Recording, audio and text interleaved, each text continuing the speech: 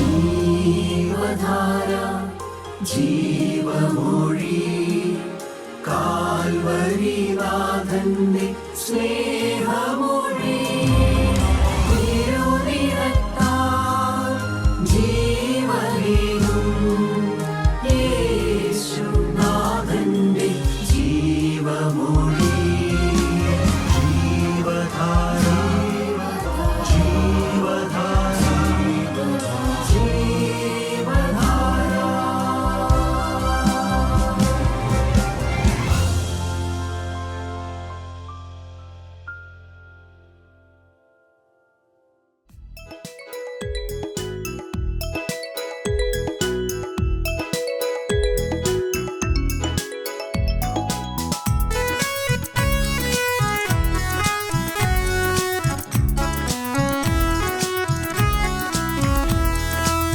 രോഗിക്കു വൈദ്യൻ ഗിലയാദിലുണ്ടല്ലോ, ഗിലയാദിലെ ഔഷധ തൈലമുണ്ടല്ലോ. രോഗിക്കു വൈദ്യൻ ഗിലയാദിലുണ്ടല്ലോ, ഗിലയാദിലെ ഔഷധ തൈലമുണ്ടല്ലോ. യേശുവെ തൊട്ടാൽ അവനെന്നെ തൊട്ടാൽ, യേശുവെ തൊട്ടാൽ അവനെന്നെ തൊട്ടാൽ അത്ഭുത സൗഖ്യമുണ്ടല്ലോ. യേശുവെ തൊട്ടാൽ അവനെന്നെ തൊട്ടാൽ, യേശുവെ തൊട്ടാൽ അവനെന്നെ തൊട്ടാൽ അത്ഭുത സൗഖ്യമുണ്ടല്ലോ. ഞാൻ നിന്നെ സൗഖ്യമാക്കും യഹോവയാണ്, ഞാൻ നിന്നെ സൗഖ്യമാക്കും യഹോവയാണ്, ഞാൻ നിന്നെ സൗഖ്യമാക്കും യഹോവയാണ്, ഞാൻ നിന്നെ സൗഖ്യമാക്കും യഹോവയാണ്. കണ്ണഴിപ്പിണരാൽ കണ്ണഴിപ്പിണരാൽ കണ്ണഴിപ്പിണരാൽ എനിക്കു സൗഖ്യം, കണ്ണഴിപ്പിണരാൽ കണ്ണഴിപ്പിണരാൽ കണ്ണഴിപ്പിണരാൽ എനിക്കു സൗഖ്യം. യേശുക്രിസ്തുവിൻ്റെ അതിപരിശുദ്ധമായ നാമം വാഴ്ത്തപ്പെടുമാറാകട്ടെ.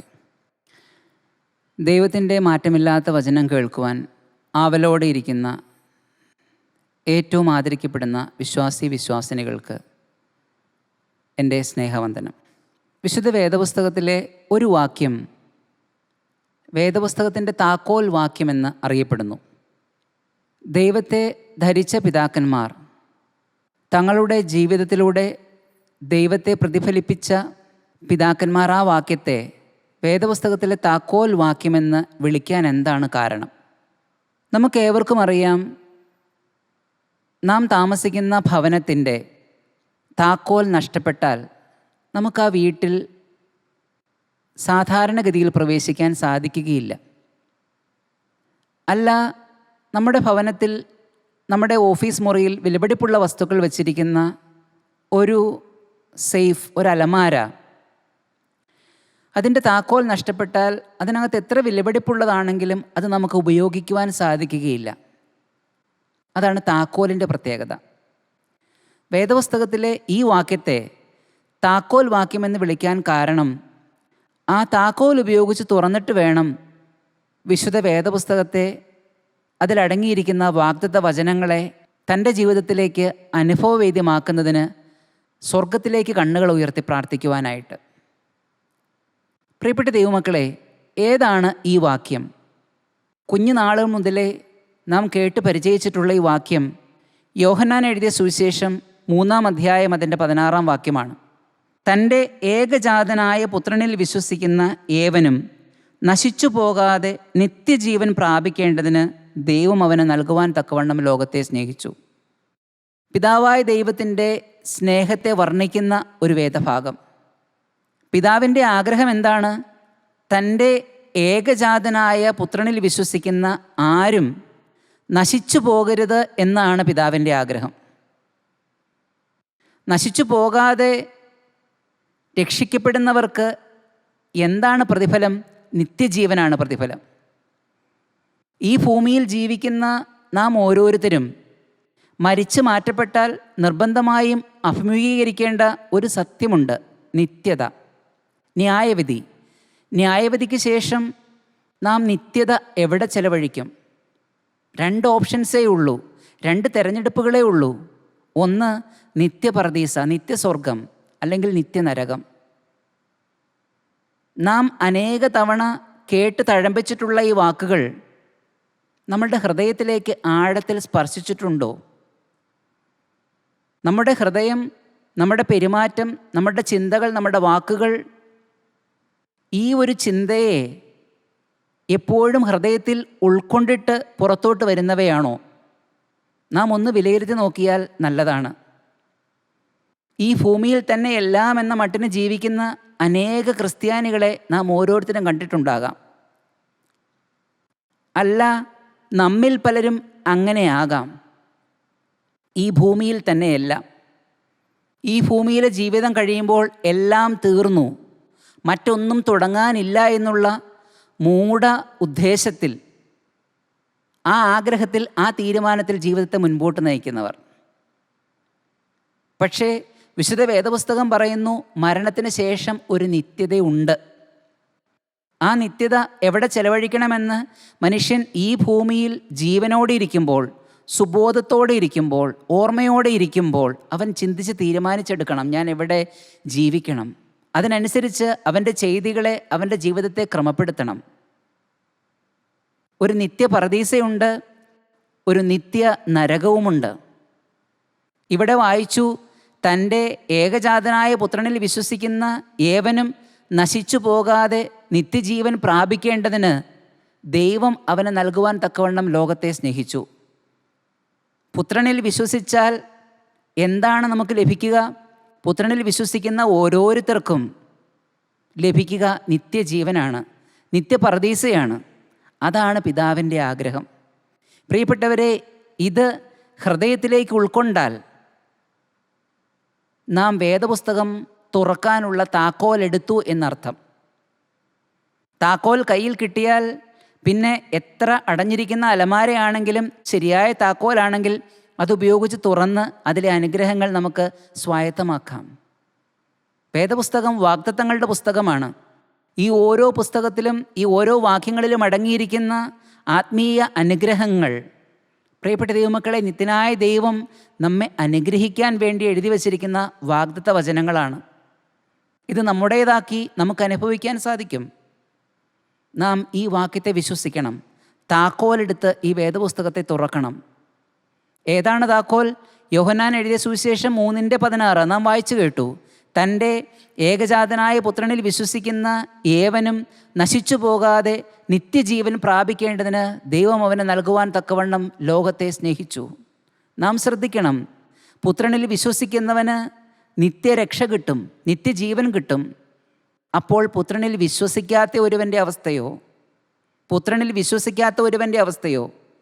ഇന്ന് ആചാരങ്ങളിൽ കുടുങ്ങിക്കിടക്കുന്ന ഒരു ക്രൈസ്തവ സമൂഹത്തിൻ്റെ, ക്രൈസ്തവനെന്ന മേൽവിലാസമുള്ള ഒരു സമൂഹത്തിൻ്റെ മധ്യത്തിൽ നാം ജീവിക്കുമ്പോൾ അനേകരുടെ ചിന്താധാര എപ്രകാരമാണ് ക്രമീകരിച്ചിരിക്കുന്നത്, എങ്ങനെയാണ് രൂപപ്പെടുത്തിയിരിക്കുന്നത്, എങ്ങനെയാണ് രൂപപ്പെട്ടിരിക്കുന്നത്, അവരെങ്ങനെയാണ് ജീവിക്കുന്നത്? ദൈനംദിന ജീവിതത്തിൽ മുൻപോട്ട് പോകുമ്പോൾ ആവശ്യങ്ങൾ നടന്നു കിട്ടാൻ വേണ്ടിയിട്ടുള്ള ഒരു ഉപകരണമായി ദൈവത്തെ കാണുന്നവരുണ്ട്. തങ്ങളുടെ ജീവിതം ഒരു കുഴപ്പവും ബുദ്ധിമുട്ടും കൂടാതെ, രോഗങ്ങൾ വരരുത്, അത് അത്യാവശ്യമാണ്. കുഞ്ഞുങ്ങൾ നന്നായി പഠിക്കണം, അത് അത്യാവശ്യമാണ്. കടം വരരുത്, സമ്പത്ത് വേണം, അത് അത്യാവശ്യമാണ്. നല്ല ജോലി കിട്ടണം, അത് അത്യാവശ്യമാണ്. ഈ ലോകത്തിൽ തട്ടി നിൽക്കുന്ന, ഈ ലോകത്തിലെ ജീവിതം തീരുമ്പോൾ തീരുന്ന ആഗ്രഹങ്ങളുടെ പുറകെ അതുമാത്രം ലക്ഷ്യമാക്കി ജീവിതത്തെ ക്രമീകരിച്ചിട്ടുള്ള ഒരു പറ്റം ക്രിസ്ത്യാനികൾ. അങ്ങനെയുള്ള ഒരു ഗണത്തിലേക്ക് അധപ്പതിച്ച് പോകണമോ നാം ഓരോരുത്തരും? ചിന്തിച്ചു നോക്കണം. യേശുക്രിസ്തുവിനെ തങ്ങളുടെ അനുഗ്രഹങ്ങളുടെ നിവർത്തിക്ക് വേണ്ടി മാത്രം കാണുന്ന ഒരു പറ്റത്തിൻ്റെ ഗണത്തിലേക്ക് ഞാൻ മാറണമോ? അതോ അതിലുപരിയായി എന്തെങ്കിലുമുണ്ടോ? പ്രിയപ്പെട്ട ദൈവമക്കളെ, ബുദ്ധിമുട്ടുള്ള ഈ ലോകജീവിതം മുൻപോട്ട് നയിക്കുമ്പോൾ ശരിയാണ്, ബുദ്ധിമുട്ടുകളുടെ മധ്യത്തിൽ, പ്രതിസന്ധികളുടെ മധ്യത്തിൽ നാം ചിലപ്പോഴൊക്കെ ഇങ്ങനെ ചിന്തിക്കപ്പെട്ട് മുൻപോട്ട് ജീവിക്കാൻ നിർബന്ധിതരായിത്തീരും. പക്ഷേ വചനം കേട്ട, സത്യവചനം കേട്ട, സത്യവേദപുസ്തകത്തെ അനുശീലനം ചെയ്യുന്ന നാം ഓരോരുത്തരും നിർബന്ധമായും അറിഞ്ഞിരിക്കണം, ഈ ലോകത്തിലെ അവസാനിക്കുന്ന ആഗ്രഹങ്ങൾക്ക് പുറകെ അത് നേടുന്നതിന് മാത്രം രൂപപ്പെടുത്തേണ്ടതല്ല എൻ്റെ ക്രൈസ്തവ ജീവിതം. അങ്ങനെ അധപ്പതിച്ചു പോകേണ്ട ഒന്നല്ല എൻ്റെ ക്രൈസ്തവ ജീവിതം. ഈ വാക്യത്തിൽ പറയുന്നു, യേശു ക്രിസ്തുവിൽ വിശ്വസിക്കണം. തൻ്റെ ഏകജാതനായ പുത്രനിൽ വിശ്വസിക്കുന്ന ഏവനും നശിച്ചു പോകാതെ എന്നാണ് നാം വായിച്ചു കേട്ടത്. പുത്രനിൽ വിശ്വസിക്കുക എന്ന് പറഞ്ഞാൽ എന്താണ്? ആഗ്രഹങ്ങൾ നടത്തി കിട്ടാനുള്ള ഒരു ഉപകരണമല്ല യേശു ക്രിസ്തു. മറിച്ച് എന്താണ്? പുത്രനിൽ വിശ്വസിക്കുക എന്ന് പറഞ്ഞാൽ വിശുദ്ധ വേദപുസ്തകം തന്നെ പറയുന്നുണ്ട് അതിൻ്റെ അർത്ഥം വളരെ വിശദീകരിച്ച്. വിശുദ്ധ മത്തായി എഴുതിയ സുവിശേഷം 1-ാം അധ്യായത്തിൻ്റെ 21-ാമത്തെ വാക്യത്തിൽ നാം ഇപ്രകാരം വായിക്കുന്നു, അവൻ തൻ്റെ ജനത്തെ അവരുടെ പാപങ്ങളിൽ നിന്ന് രക്ഷിപ്പാനിരിക്കെ കൊണ്ട് അവൻ യേശു എന്ന് പേരിടണമെന്ന് പറഞ്ഞു. അവൻ തൻ്റെ ജനത്തെ അവരുടെ പാപങ്ങളിൽ നിന്ന് രക്ഷിപ്പാനിരിക്കെ കൊണ്ട്. പ്രിയപ്പെട്ടവരെ, നാം എന്താണ് പുത്രനിൽ വിശ്വസിക്കുക എന്ന് പറഞ്ഞാൽ ആദ്യമേ വിശ്വസിക്കേണ്ടത് എന്താണ്? യേശു ക്രിസ്തു എൻ്റെ പാപങ്ങളിൽ നിന്ന് എന്നെ രക്ഷിക്കും.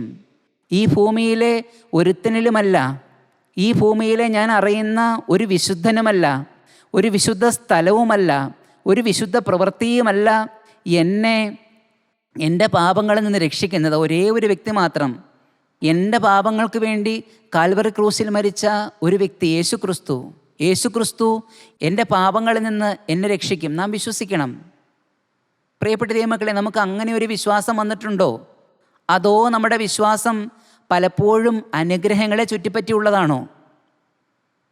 എന്തെങ്കിലും കാര്യം നടക്കാൻ വേണ്ടി, ഏതെങ്കിലും ഒരു വിജയം കിട്ടാൻ വേണ്ടി ചില സമർപ്പണങ്ങൾ നാം യേശുക്രിസ്തുവിനോട് പറയുന്ന ചില വ്യക്തികളുടെ ഇടയിലേക്ക് അകപ്പെട്ടു പോയിട്ടുണ്ടോ? നാം ചിന്തിക്കണം. നാം എന്താണ് ഒന്നാമത് വിശ്വസിക്കേണ്ടത്? യേശുക്രിസ്തു എൻ്റെ പാപങ്ങൾക്ക് വേണ്ടിയാണ് കുരിശിൽ മരിച്ചത്. യേശുക്രിസ്തു എൻ്റെ പാപങ്ങളിൽ നിന്ന് എന്നെ രക്ഷിക്കും. യേശുക്രിസ്തു മാത്രം. വീണ്ടും നാം വായിക്കുന്നു, പത്രോസ് എഴുതിയ 1-ാമത്തെ ലേഖനം അതിൻ്റെ 2-ാമത്തെ അധ്യായം 24-ാമത്തെ വാക്യം, നാം പാപം സംബന്ധിച്ച് മരിച്ച് നീതിക്ക് ജീവിക്കേണ്ടതിന് അവൻ തൻ്റെ ശരീരത്തിൽ നമ്മുടെ പാപങ്ങളെ ചുമന്നുകൊണ്ട് കുരിശിന്മേൽ കയറി. ഒരു ക്രൈസ്തവൻ്റെ മാനസാന്തരം എപ്പോഴാണ് പൂർണ്ണമാവുക? ഒരു വ്യക്തി ചിന്തിക്കുകയാണ്, അവൻ്റെ തീക്ഷണാശക്തി കൊണ്ട്, അവൻ്റെ ബുദ്ധിശക്തി കൊണ്ട് അവൻ ചിന്തിച്ചു തീരുമാനിച്ചു, ശരി, ഞാൻ ചെയ്തതെല്ലാം തെറ്റാണ്, ഇന്നു മുതൽ ഞാൻ നന്നായി ജീവിക്കും, ഇന്നു മുതൽ ഞാൻ നന്നായി ജീവിക്കും, ഇന്നു മുതൽ ഞാൻ നല്ല കാര്യങ്ങളേ പറയുകയുള്ളൂ, ഇന്നു മുതൽ നല്ലത് മാത്രമേ ഞാൻ ചിന്തിക്കൂ, ഇന്നു മുതൽ എൻ്റെ അടുക്കളയിൽ മറ്റുള്ളവരെ പ്രാകുകയോ ശപിക്കുകയോ ചെയ്യുന്ന വാക്കുകൾ, ഒച്ചപ്പാടുകൾ, ബഹളങ്ങൾ ഒന്നും ഉണ്ടാവാതെ ഞാൻ ശ്രദ്ധിക്കും, ഇന്നു മുതൽ അന്യരെ തരം താഴ്ത്തി കാണുന്ന സ്വഭാവം ഞാൻ നിർത്തും.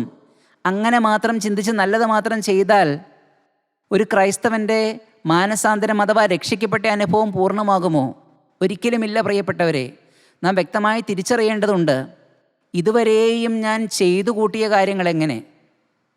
ശരിയാണ്, ഇന്നു മുതൽ ഞാൻ ചിന്തിച്ചു ഞാൻ നല്ലത് മാത്രം ചെയ്യും, പക്ഷേ ഇതുവരെയും ഞാൻ ചെയ്തു കൂട്ടിയ തിന്മപ്രവൃത്തികൾക്ക് പരിഹാരം വരുത്തണം. എങ്കിൽ മാത്രമേ മാനസാന്തരം പൂർണ്ണമാവുകയുള്ളൂ. അത് പശ്ചാത്താപത്തോടെ കർത്താവായ യേശു ക്രിസ്തുവിൻ്റെ കുരിശിൽ ചൊരിഞ്ഞ രക്ഷയിൽ വിശ്വസിച്ചുകൊണ്ട് നാം നമ്മുടെ നാവ് കൊണ്ട് ഏറ്റുപറയണം. എന്താണ് നാം വായിച്ചു കേട്ടത്? 1 പത്രോസ് 2:24 നാം വായിച്ചു, നാം പാപം സംബന്ധിച്ച് മരിച്ച നീതിക്ക് ജീവിക്കേണ്ടതിന് അവൻ തൻ്റെ ശരീരത്തിൽ നമ്മുടെ പാപങ്ങളെ ചുമന്നുകൊണ്ട് കുരിശിൽ കയറി അവൻ്റെ അടിപ്പിണരാൽ നിങ്ങൾക്ക് സൗഖ്യം വന്നിരിക്കുന്നു. അതിനു മുമ്പ് നാം വായിച്ചു, മത്തായി എഴുതിയ സുവിശേഷം 1:21, അവൻ തൻ്റെ ജനത്തെ അവരുടെ പാപങ്ങളിൽ നിന്ന് രക്ഷിപ്പാനിരിക്കെ കൊണ്ട്. പ്രിയപ്പെട്ടവരെ, ഇനി മുതലുള്ള ജീവിതവും ക്രമപ്പെടുത്തണം, ഇനി മുതലുള്ള ജീവിതവും നന്നാവണം. ഇതുവരെയും എൻ്റെ ജീവിതത്തിൽ വന്നുകൂട്ടിയ പാപങ്ങൾക്ക് പരിഹാരവും വരണം. യേശു ക്രിസ്തുവിൽ വിശ്വസിക്കുന്നവന് നിത്യരക്ഷയുണ്ട് എന്ന് വേദപുസ്തകത്തിലെ താക്കോൽ വാക്യത്തിൽ നാം വായിച്ചപ്പോൾ എന്താണ് നാം ക്രിസ്തുവിൽ വിശ്വസിക്കേണ്ടത്? അനുഗ്രഹിക്കാനുള്ള ഒരു ഉപകരണമല്ല. ഈ ലോകത്തിലെ ആഗ്രഹങ്ങളുടെ നിവൃത്തിക്ക് വേണ്ടി ഞാൻ ചെന്ന് മുട്ടുകുത്തേണ്ട ഒരു സ്ഥലം മാത്രമല്ല യേശു ക്രിസ്തു എന്ന് ആദ്യമേ മനസ്സിലെ ബോധ്യം വരുത്തണം. രണ്ടാമത്തെ കാര്യം, ഞാൻ എന്താണ് വിശ്വസിക്കേണ്ടത്? ഇതുവരെയും ഞാൻ ചെയ്തു കൂട്ടിയ പാപങ്ങൾക്ക് പരിഹാരം കുരിശിലാണ്. അതിനുവേണ്ടി പാപത്തിന് പരിഹാരം ഒന്ന് മാത്രമേ ഉള്ളൂ. പാപത്തിന് പരിഹാരം മരണമാണ്. മരിക്കപ്പെട്ടത് യേശുവാണ്. അത് കാൽവറി ക്രൂശിലാണ് നടന്നത്. കുരിശിലേക്ക് നോക്കി കുറച്ച് നിമിഷങ്ങൾ നെടുവീർപ്പോടെ നാം ചെലവഴിക്കണം. ഈ കുരിശും എൻ്റെ ജീവിതവും തമ്മിൽ എന്താണ് ബന്ധം? പ്രിയപ്പെട്ടവരെ, ഇതുവരെയും ചെയ്തു കൂട്ടിയ പാപങ്ങൾക്ക് പരിഹാരം വരികയാണ്. ഹൃദയത്തിൽ ആഴത്തിൻ്റെ ആഴത്തിൽ നിശ്ചയിച്ചുറപ്പിക്കുകയാണ്. എന്താണ് നിശ്ചയിച്ചുറപ്പിക്കുന്നത്? ഞാനൊരു പാപിയായിരുന്നു. ഞാൻ ചെയ്തു കൂട്ടിയത് എൻ്റെ ദൈവത്തെ വേദനിപ്പിച്ചു, മനുഷ്യരെയും വേദനിപ്പിച്ചു. പല കാര്യങ്ങളും ക്രമപ്പെടുത്തണം, പല കാര്യങ്ങൾക്കും ക്ഷമ ചോദിക്കണം. പശ്ചാത്താപവും കുറ്റബോധവും ഒഴുകി വരികയാണ്. ഒറ്റയ്ക്ക് കുരിശിൻ ചൂട്ടിലിരിക്കുന്ന ആ നിമിഷങ്ങളിൽ കൂടി പാപമോചനം നാം സമ്പാദിക്കുകയാണ്. അതിനുശേഷം ക്രിസ്തുവിനോട് നാം ഒരു ഉറപ്പ് കൊടുക്കണം. ഇനി എൻ്റെ ജീവിതത്തിൽ പാപം വരികയില്ല. ഇനി എൻ്റെ ജീവിതത്തിൽ ഒരഴുക്ക് സംസാരം വരികയില്ല. ഇനി എൻ്റെ ജീവിതത്തിൽ തിന്മയ്ക്ക് പകരം, ദോഷത്തിന് പകരം ഞാൻ പ്രതികാരം ചെയ്യുകയില്ല. പ്രിയപ്പെട്ട ദൈവമക്കളെ, നാം അങ്ങനെ തീരുമാനിക്കുമ്പോൾ യേശു ക്രിസ്തുവിലുള്ള വിശ്വാസം നാം ആഴത്തിലാക്കുകയാണ്. എന്താണ് നാം ആദ്യം വായിച്ചു കേട്ടത്? വേദപുസ്തകത്തിൻ്റെ താക്കോൽ യോഹന്നാൻ എഴുതിയ സുവിശേഷം 3-ാം അധ്യായം 16-ാം വാക്യമാണ്. തൻ്റെ ഏകജാതനായ പുത്രനിൽ വിശ്വസിക്കുന്ന ഏവനും നശിച്ചു പോകാതെ നിത്യജീവൻ പ്രാപിക്കേണ്ടതിന് ദൈവം അവനെ നൽകുവാൻ തക്കവണ്ണം ലോകത്തെ സ്നേഹിച്ചു. യേശു ക്രിസ്തുവിൽ വിശ്വസിക്കുന്ന ഏവനും നശിച്ചു പോകാതെ നിത്യജീവൻ പ്രാപിക്കേണ്ടതിന് ദൈവം ഈ ലോകത്തെ സ്നേഹിച്ചു. വിശ്വസിക്കാത്ത ഏവനും നശിച്ചു പോകും, വിശ്വസിക്കുന്ന ഏവനും നിത്യജീവൻ അർഹനാവുകയും ചെയ്യും. എന്താണ് വിശ്വസിക്കേണ്ടത്? ഇതുവരെയും ഞാൻ ചെയ്തു കൂട്ടിയ പാപത്തിന് പരിഹാരം കാൽവറി ക്രൂസിൽ വന്നിരിക്കുന്നു. ഇനി എനിക്ക് ജയകരമായ ഒരു ജീവിതം തരുവാൻ കാൽവറി ക്രൂസിൽ ഒരുക്കിയ ഈ ബലി, പ്രീ പ്ലാൻഡ് ആയിട്ടുള്ള ഈ ബലി, അതിന് പരിഹാരമാണ്, അതിന് പര്യാപ്തമാണ്. ഈ കാര്യങ്ങൾ നാം ഹൃദയത്തിൽ വിശ്വസിച്ചുകൊണ്ട് നാവ് കൊണ്ട് ഏറ്റുപറഞ്ഞ് നാം ദൈവത്തിനൊരു ഉറപ്പ് കൊടുക്കണം. എന്താണ് ഉറപ്പ് കൊടുക്കേണ്ടത്? ഇനി അറിഞ്ഞുകൊണ്ട് എൻ്റെ ജീവിതത്തിൽ ഒരു തെറ്റ് വരികയില്ല. പ്രിയപ്പെട്ടവരെ, ഈ 3 കാര്യങ്ങൾ എൻ്റെ ജീവിതത്തിൽ സംഭവിക്കുമ്പോൾ, അതായത് ഇതുവരെയും എൻ്റെ ജീവിതത്തിൽ വന്നു പോയിട്ടുള്ള പാപങ്ങൾക്ക് പരിഹാരം വന്നു, ഇനി എൻ്റെ ജീവിതം ശരിയാണ് എന്നുള്ള വ്യക്തമായ ഒരു ഉറപ്പ് ഞാൻ കർത്താവായ യേശുക്രിസ്തുവിനോട് ഏറ്റുപറഞ്ഞു. എൻ്റെ ഭാവി ജീവിതം വളരെ വ്യക്തമായിരിക്കുമെന്നുള്ള ഒരു ഉറപ്പ് ഞാൻ യേശുക്രിസ്തുവിനോട് ഏറ്റുപറഞ്ഞു. ഇനി എൻ്റെ ജീവിതത്തിൽ വന്നു പോയിട്ടുള്ള പാപങ്ങൾക്ക് പരിഹാരം വന്നു, ഇനി ഞാൻ നല്ലതേ ചെയ്യൂ എന്നുള്ളൊരു തീരുമാനമെടുത്തു. പ്രിയപ്പെട്ട ദൈവമക്കളെ, ഈ കാര്യങ്ങൾ നമ്മുടെ ജീവിതത്തിൽ വന്നു കഴിയുമ്പോൾ നാം മാനസാന്തരപ്പെട്ടവരുടെ ഗണത്തിലേക്ക് മാറ്റപ്പെടും. എല്ലാ ദിവസവും മാനസാന്തരത്തിൻ്റെ സന്തോഷം അനുഭവിച്ചുകൊണ്ട് നമുക്ക് ഈ ഭൂമിയിലൂടെ ജീവിക്കുവാൻ സാധിക്കും. നാം താക്കോലുള്ളവനായി ഈ ഭൂമിയിലൂടെ ജീവിക്കുകയാണപ്പോൾ. ഏതാണ് താക്കോൽ? വേദപുസ്തകത്തിൻ്റെ താക്കോലാണ്. ഈ വേദപുസ്തകത്തിൻ്റെ താക്കോലുള്ളവന് ആ വേദപുസ്തകത്തിലെ വാഗ്ദത്ത വചനങ്ങളെ തുറന്ന് തൻ്റേതാക്കി അത് ദൈവത്തോട് വാഗ്ദത്തമായി അപേക്ഷിക്കാം. വേദപുസ്തകത്തിൽ അനുഗ്രഹിക്കാൻ ഇന്ന സ്ഥലത്ത് പറഞ്ഞിട്ടുണ്ട്. കർത്താവേ, ആ അനുഗ്രഹം എനിക്ക് തരണം. നമുക്ക് ഓരോരുത്തർക്കും പ്രാർത്ഥിക്കാം. ജ്ഞാനം കുറവാകുന്നവന് ജ്ഞാനം കിട്ടുമെന്ന് വേദപുസ്തകത്തിൽ പറഞ്ഞിട്ടുണ്ട്. അതിൽ കൈവച്ച് നമുക്ക് പ്രാർത്ഥിക്കാം. പ്രിയപ്പെട്ട ദൈവമക്കളെ, നാം ഓരോരുത്തരും ഈ മർമ്മം അറിയാതെ പോകരുത്. ആദ്യം നാം താക്കോൽ കയ്യിലെടുക്കണം.